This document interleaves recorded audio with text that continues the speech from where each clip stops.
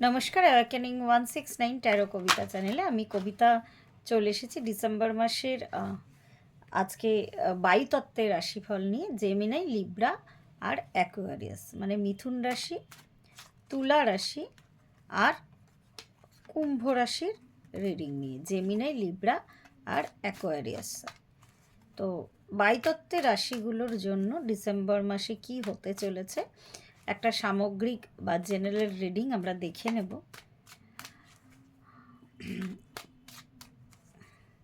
সামনেই নতুন বছর আসতে চলেছে, তো নতুন বছরের রিডিং আলাদা আলাদাভাবে আমি কিন্তু রাশিভিত্তিক রিডিং দেওয়ার জন্য প্রস্তুতি নিচ্ছি। সেই রিডিং আপনাদের সামনে শীঘ্রই চলে আসবে, মেষ থেকে মীন রাশি পর্যন্ত। আপাতত আমরা দেখে নিই যে বায়ুতত্ত্বের রাশিগুলো: মিথুন রাশি, জেমিনাই, লিব্রা, তুলা রাশি আর অ্যাকোয়ারিয়াস আর কুম্ভ রাশি কি হতে চলেছে ডিসেম্বর মাসে। আর ডিসেম্বর মাসের আজকে 13 তারিখ, তো বাকি যে কটা দিন আছে, তো বটম অফ দ্য ডেক এসেছে 10 অফ দ্য ওয়ান্স আর তার নিচে 2 অফ পেন্টাকলস, 2 অফ সোর্ডস, হ্যাংম্যান।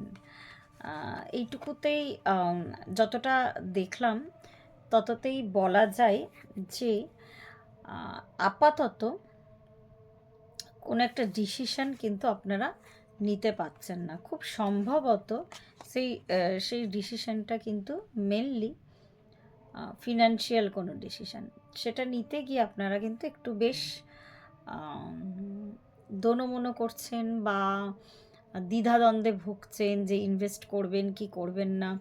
তার ফলে আপনাদের কিন্তু অনেকখানি অ্যাংজাইটি বলা যেতে পারে, অ্যাংজাইটিতে অনেকখানি আপনারা ভুগছেন। কোনো কন্ট্রাক্ট সাইন করার আগে অনেকটা ভাবছেন যে সাইন করবেন কি করবেন না, ইনভেস্ট করবেন কি করবেন না। তো এরকম একটা দোদুল্যমান অবস্থা কিন্তু আপনাদের চলছে।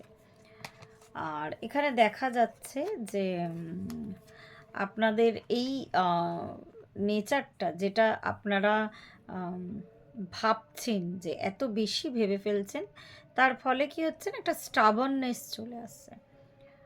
কোনো একটা জিনিস অবশ্যই ভেবেচিন্তে কাজ করা উচিত, কিন্তু যদি অত্যাধিক ভাবতে থাকেন তাহলে কিন্তু একটা ব্লকেজ তৈরি হয়, তত কিন্তু একটা নেগেটিভিটি আকর্ষিত হয়। তো তার ফলে একটা স্টাবননেস চলে আসছে।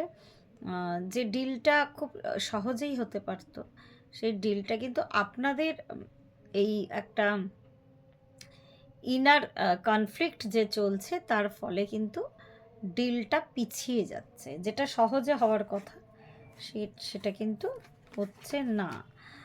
আর তার সাথে সাথে এখানে লাভার্স কার্ড এসেছে। আমি বলবো যে এই রিডিংটা আমাকে আরেকটা ভাইব্রেশন দিচ্ছি, লাভার্স কার্ড, তার সাথে সাথে পেজ অফ কাপসের কার্ড।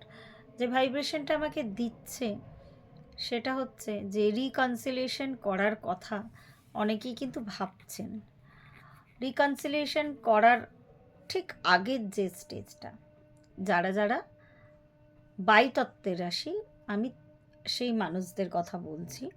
রিকনসিলিয়েশন করার যে স্টেজটা, সেই স্টেজটার আগে অবশ্যই ভাবনা চিন্তা দরকার, কিন্তু এমন যাতে না হয় অত্যাধিক ভাবনা চিন্তা করতে গিয়ে হয়তো অপোজিটে যে মানুষটি আছে বা যার সাথে রিকনসিলিয়েশন করার কথা ভাবছেন, হতে পারে তার মোটিভেশনটা হয়তো চেঞ্জ হয়ে যেতে পারে। সে হয়তো আপাতত আর কি এতটা দিন অপেক্ষা করে হয়তো তার ওয়েটা বা তার রাস্তাটা হয়তো পাল্টে ফেলতে পারেন। তো এরকম একটা সিচুয়েশনে যেখানে দেখা যাচ্ছে যে আপনাদের ব্যালেন্সিংয়ের একটা সমস্যা, যেখানে বারবার ভাবছেন যে আমি এগ্রিমেন্ট সাইন করব কি না, রিকনসিলিয়েশন করব কি না। তো এতটাই নিজের ভাবনা চিন্তার মধ্যে আপনারা জড়িয়ে পেঁচিয়ে আছেন এই ডিসেম্বর মাসটা। তো তার ফলে আপনাদের যে কাজটা ভীষণ সহজে হতে পারত, 2 অফ ওয়ান্স দেখুন, 2 অফ ওয়ান্স মানে একটা ব্যালেন্স, সেই ব্যালেন্সটাকে আস্তে আস্তে ভাবনা চিন্তার ফলে কিন্তু ডিসব্যালেন্স হয়ে যাচ্ছে। সুযোগগুলো হয়তো খুব সহজেই পেতে পারতেন।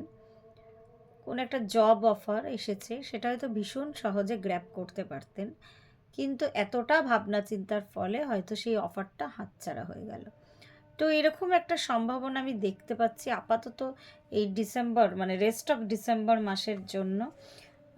তার ফলে একটা ওই ইনার কনফ্লিক্ট, আগেই বললাম, এই কনফ্লিক্টটা যদি সরিয়ে আপনারা নিজের ইনার কলিংকে প্রায়োরিটি দেন, তাহলে আমার মনে হয় আপনাদের ক্ষেত্রে সেটা কিন্তু মঙ্গলজনক হবে। আর এটাই আজকে ছোট্ট একটা রিডিং আপনাদের জন্য। তো ডিসেম্বর মাসটা এই ধরনের একটা দ্বিধা দ্বন্দ্বের মধ্যে দিয়ে চলবে, সেটা কাটিয়ে উঠতে পারলে কিন্তু আপনাদের সামনে কিন্তু সুদিন আসতে চলেছে। তো আজকে এইটুকুই রইল। Thank you.